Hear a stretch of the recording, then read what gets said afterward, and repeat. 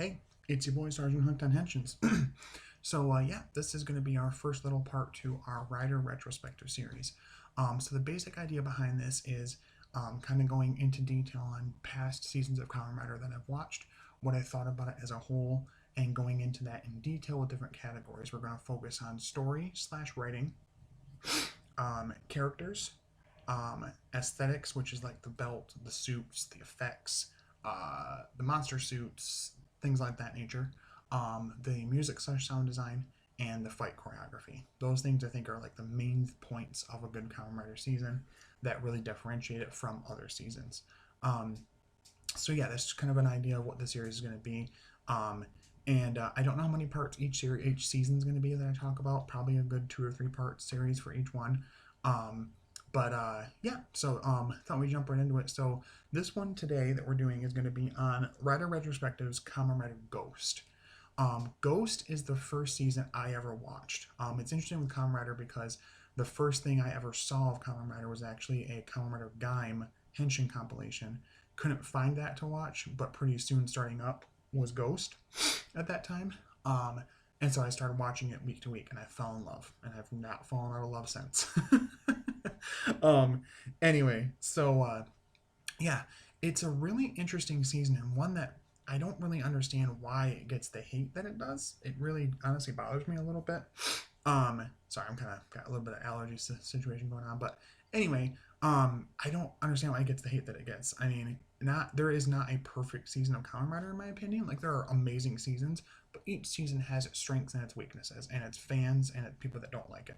So again, if I'm talking about a season you don't really like, or if I bring up points here that I liked that you didn't like, or that you did like that I thought was kind of weak, not meant to start any kind of fire or anything like that. Just kind of how I saw this season. Um, Going forward, the next few ones that I'll do in the seasons I'll talk about, I'll try to talk about ones that I actually have some of the like merch from, like a belt or a gimmick or something like that. Ghost, I really kicked myself that I didn't try and get any of it, but at the time I didn't know I could.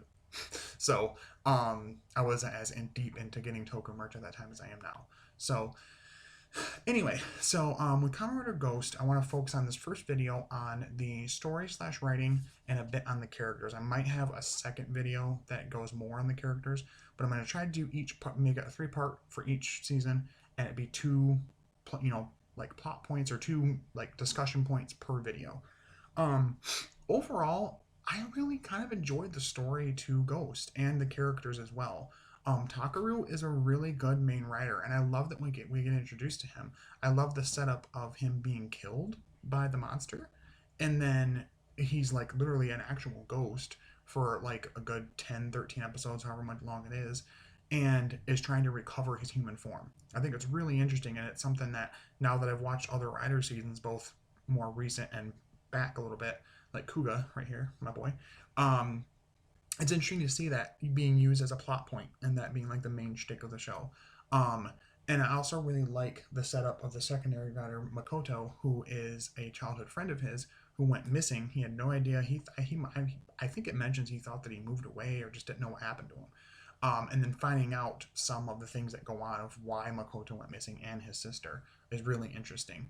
And their clash is really good too. And of course, going forward with this series, clearly going to be spoilers for the whole entire season. I'm going to talk about major plot points, characters, things like that. So click away if you haven't seen it. If not, if you have seen it, that's cool. Keep watching. But anyway, so I love the joining together of Makoto and Takaru's character because Takaru wants to collect the icons to gain his human life back. But Makoto, he thinks, is just being a dick and just trying to steal shit from him. But no, Makoto wants it to actually get his sister back. Um, I'm trying to remember. It's been a while since I watched it, but I know that there was some like random Deus Ex Machina way of Takaru getting his human form ish back, and then ending up using the. I think he ends up using the wish thing once he gets the icons for Makoto to get his sister back. So I think both things kind of happen if I'm remembering right. Again, I probably should have like actually looked into the story again and refreshed my memory on it, but from what I can remember, so they're really two really strong leads. And I think they really carry the show. Their rivalry that turns into the renewed friendship. The whole time of like Takaru not understanding why Makoto's attacking him because they used to be such good friends. And Makoto being like really like stuck on this path of I need to take out Takaru and take his icons if I want to get my sister back. I love that drive to have like an actual reason to be a dick is cool. Because usually secondary rider, I mean, that's kind of a trope in rider is that sometimes the angsty secondary rider, and most of the time they're blue. So it's just kind of an interesting thing with him, and I really like that. As far as the other writers that are in it, there's not a ton, which I like. That's one thing I like about this season and its writing and its characters. There are this many writers, and I love that. I love it, love it, love it. Lets you focus on them, hyper focus on them. Our third writer is Alan. He's actually part of the Ganma, and at first is evil. He sees humans as something to be subjugated, something to be ruled, and it's not until he goes further into the series and he starts to think about his experiences with Makoto, because he's actually kind of jealous that Makoto is friends even with Takaru was, and that Makoto doesn't want to help him anymore because they became friends when Makoto and his sister were trapped in the Ganma world. Essentially, when the whole thing happened with the icons in the beginning of the show, it opened up some kind of portal or something, and it threw Makoto and his sister, and he went after her, and they were trapped there for a long time, and they kind of grew up there. They were kind of taken care of in a way by the Ganma like royal family. So him and Alan became really good friends. So what's cool is that at first it looks like Alan just being like your basic evil. I love the subtleness with it, just your basic evil douchey guy. And then once he gets his rider form, which I love that little touch with that. He gets his the Mega Uloader and his Necrodome Mega Ulod. That whole thing with I love his suit. Oh my god, Necrom suit. But anyway, um, and he literally like in his henshin is like henshin, like saying it like didn't think I was gonna do this, but did you? But I'm about to, bitch. So I like their dynamic as well, and that the more that he interacts with Makoto and actually with Takaru, the more he starts to discover his own humanity and starts to understand that humans don't need to be subjugated in order for the Gamma to survive or to be in general. And also is interesting his dynamic with his dad and with his brother, because you find out, like, you again looking at it just on the outside, you're like, oh, his dad and the rest of the royal family must be just as evil as him, or at first. But then you start to get some more pieces of it, and actually, as it goes further into the story, there's the part where I'm pretty sure his brother ends up staging a coup basically and kills his dad, and he finds his body and he's really upset, and well, not his body, he's almost dead, and he has a conversation with him. He's like, you know what, you're right, humans are not to be subjugated. That wasn't truly what I wanted. I just thought it was the right thing, but I can see now with your interaction with the humans, it's changed you, and they have something to offer. And it has this like moment where that's his flip, where he finally is like, you know what, I'm going to use this power for something good. I'm going to change this around, and I'm going to work with Makoto and Takaru to stop my brother. Um, his brother, and I can't remember his name. I feel really bad about that. Was an alright villain. I more enjoyed the villains just kind of being the Gamma monster of the week, and then here and there a general or two. I know there was, I think, Jin or something like that one general guy for a while, and then he got beat by, I believe, the Tokan boost form. Um, and then again, mainly it was like Makoto at first, and then Alan, and then he clearly befriended them. Um, and they become a really close knit group, and I like that character wise and narratively. It's really well written. The characters are really well done. And I love Takaru. If we can just go back to him for a moment, I love Takaru's thing of when he starts, he's like, "Kamen Rider, what the hell is that? I don't know what to do," and he like has no idea what he's doing. I kind of like that. I think that's realistic for a rider season, for somebody not to just be a badass and be like, I know what to do, and slap a belt on and do things. It's different in something like 01, where he puts the belt on and then instantly when he does it, his like consciousness is uploaded into the Zaya satellite thing or whatever, and then he like is gained information that way, or given information that way. That's different. But I don't like it as much in a rider season when like they're, unless it makes sense that they're already a badass, like Tsukasa is like regaining his memories in Decade and understanding that he used to be a rider and blah blah blah, and other ones have similar things like that. But I like the shtick in this that he has no idea what he's doing, and he like learns to fight as he goes. And I like that. You see that like at the beginning of the show, he more bumbles in his fighting, whereas the end of it, he knows what he's doing. Um, so overall, I think the narrative and the characters are really well put together.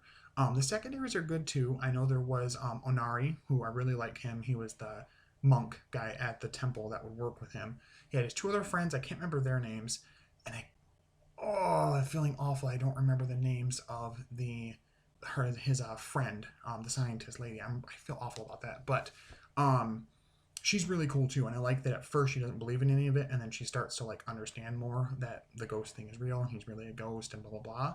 Especially because at the beginning, every time he transforms, he disappears and she can't see him.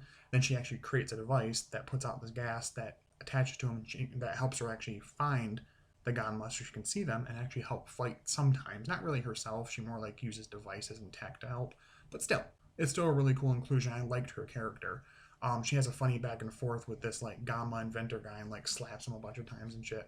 Um, but yeah, overall, our three main writers get really well written arcs and things to do in the story. Um, I wasn't the biggest fan of Alan's brother as a villain. He wasn't the worst. It was worse when he was done, and it was just like these Ganma god things that got really boring really quick.